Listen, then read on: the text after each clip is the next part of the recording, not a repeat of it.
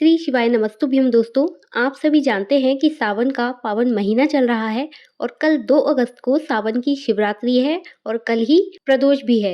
हर साल पंडित प्रदीप मिश्रा जी सावन में शिवरात्रि के दिन ऑनलाइन पूजा अभिषेक करवाते हैं पार्थिव शिवलिंग का, जिसमें हम सभी भक्त ऑनलाइन जुड़कर पार्थिव शिवलिंग का अभिषेक पूजन करते हैं गुरु जी के साथ।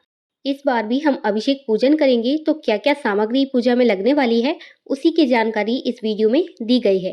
पंडित प्रदीप मिश्रा जी 2 अगस्त को यानी कि कल ये पूजा करवाएंगे। शाम को 7 बजे का समय दिया गया है, 7 से 8 तक ये पूजा चलेगी। तो आप ये सारी तैयारी आज ही करके रख लीजिए और शाम को 7 बजे पूजा चालू हो जाएगी। तो वीडियो को आप ध्यान से देखिएगा, सारी जानकारी आपको मैं देने वाली हूँ। पंडित प्रदीप मिश्रा जी ने जो सामग्री बताई है वो मुख्य सामग्री बताई है जो अभिषेक में लगने वाली है, लेकिन इसके अलावा भी आपको और सामग्री की आवश्यकता होगी, तो वो भी आपको साथ में लेकर बैठना है, क्योंकि एक बार पूजा में बैठने के बाद आप बार बार वहां से उठ नहीं सकते। तो आप मुख्य सामग्री के अलावा भी और भी जो सामग्री है वो आप जरूर लेकर बैठिएगा। तो चलिए बताती हूँ मैं कि क्या क्या सामग्री आपको लेना है।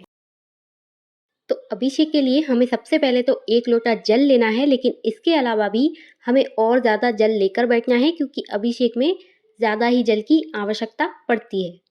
इसके बाद हमें गेहूं के दाने लेने हैं, तो ये 21 गेहूं के दाने बताए गए हैं, 21 गेहूं के दाने आपको लेना है।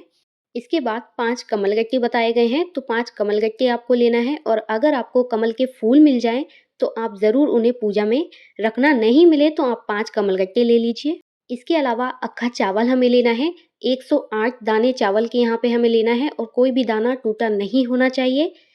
इसके बाद हमें काली मिर्ची लेना है, तो ये 21 दाने काली मिर्ची के हैं।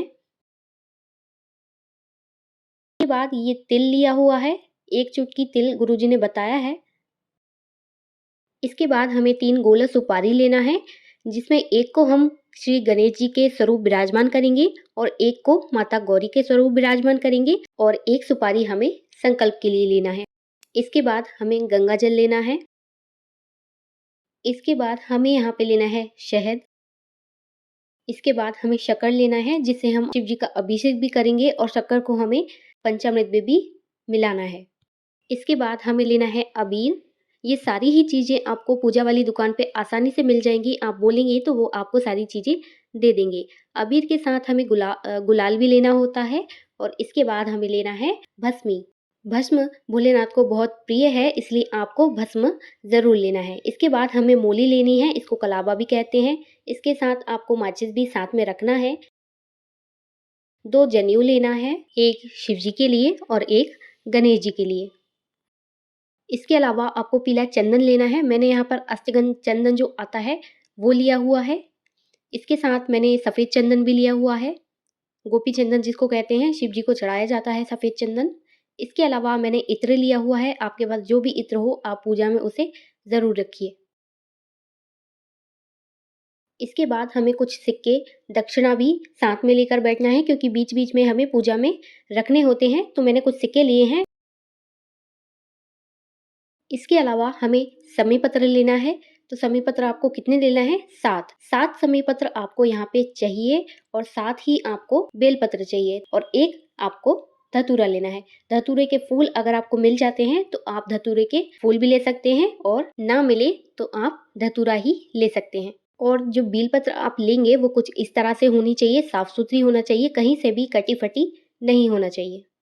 इसके अलावा आपको एक कटोरी में अलग से चावल रखकर बैठना है, क्योंकि पूजा में बीच बीच में हमें गुरुजी चावल अर्पित करने को बोलते हैं। इसके साथ मैंने यहाँ पे ये जो नीले वाले फूल हैं वो लिए हुए हैं और आक के फूल लिए हुए हैं। इसके बाद हमें लौंग इलायची भी लेकर बैठना है। भोग वगैरह लगाने के बाद हमें मुख शुद्धि के लिए लौंग इलायची रखना पड़ती है। इसके साथ ही हमें हल्दी और सिंदूर जो है वो रखना है माता गौरी को अर्पित करने के लिए, और साथ ही 2 घी के दीपक भी हमें रखना है। एक से तो हम अखंड जोत जलाएंगे और एक हमें आरती के लिए चाहिए। इसके अलावा हमें कच्चा दूध लेना है, गाय का दूध मिल जाए तो बहुत अच्छा, पैकेट वाला आप मत लेना, और कच्चा दूध ही आपको यहाँ पे लेना है। इसके अलावा आपको पंचामृत लेना है और दही लेना है। पंचामृत में आपको दूध, दही, शहद, घी और शक्कर मिलाना है, तो पंचामृत आपका बन जाएगा। और इसके साथ आपको 7 गुलाब के जो फूल होते हैं वो लेना है, लेकिन 7 गुलाब के अलावा भी आप एक्स्ट्रा फूल लेकर बैठिएगा, क्योंकि बीच-बीच में हमें पुष्प रखने के लिए कहा जाता है, तो आप एक्स्ट्रा फूल लेकर ज़रूर बैठिएगा। इसके बाद आपको 5 फल लेना है, तो आप अपने हिसाब से कोई भी 5 फल ले सकते हैं। अलग-अलग प्रकार के 5 फल आप रख लीजिए या फिर एक ही प्रकार के 5 फल भी आप रख सकते हैं। इसके अलावा आप खीर बना सकते हैं, हलवा बना सकते हैं और मिठाई भी रख सकते हैं। इसके अलावा आपको कपूर लेना है, धूप बत्ती लेना है आरती करने के लिए। तो ये सारी सामग्री है जो कि पार्थिव शिवलिंग के पूजन में आपको लगने वाली है। और इसके अलावा आपको मिट्टी का शिवलिंग बनाना पड़ेगा, जिसे हम पार्थिव शिवलिंग कहते हैं। तो वो आपको पहले से बनाकर रख लेना है, ताकि पंडित जी जब पूजा स्टार्ट करवाएं तो आप पूजा शुरू कर सकें। मिट्टी का पार्थिव शिवलिंग कैसे बनाया जाता है और आपको कैसे बनाना है, उसकी भी संपूर्ण विधि आपको इसी चैनल पर मिल जाएगी। किस तरह से पार्थिव शिवलिंग का निर्माण करना है, तो आप उस वीडियो को भी देख लेना और मिट्टी के शिवलिंग बनाकर तैयार रख लेना 7 बजे से पहले। पार्थिव शिवलिंग बनाने के नियम होते हैं, कुछ विशेष जानकारियाँ होती हैं जो कि आपको ध्यान रखना पड़ती हैं। सारी चीज़ें आपको उस वीडियो में मिल जाएंगी, तो आपको वीडियो का लिंक मैं डिस्क्रिप्शन बॉक्स में दे दूंगी, तो आप उसे देखकर अपना पार्थिव शिवलिंग बनाकर तैयार कर सकते हैं। अच्छा, अब अगर आप 2 लोग पूजा साथ में कर रहे हैं, तो क्या आप एक ही थाली से पूजा कर सकते हैं? क्या अलग-अलग शिवलिंग आपको बनाना पड़ेंगे? तो उसकी जानकारी भी आपको मैं दे देती हूँ।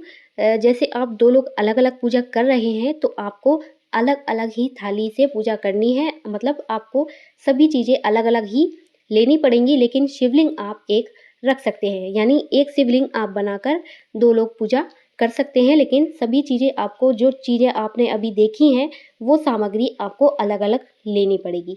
और आप अपने बच्चों से पूजा की जो सामग्री है उसमें हाथ लगवाकर, पुष्प वगैरह में हाथ लगवाकर आप अर्पित कर सकते हैं। सभी को श्रावण शिवरात्रि की बहुत-बहुत शुभकामनाएँ। हर हर महादेव।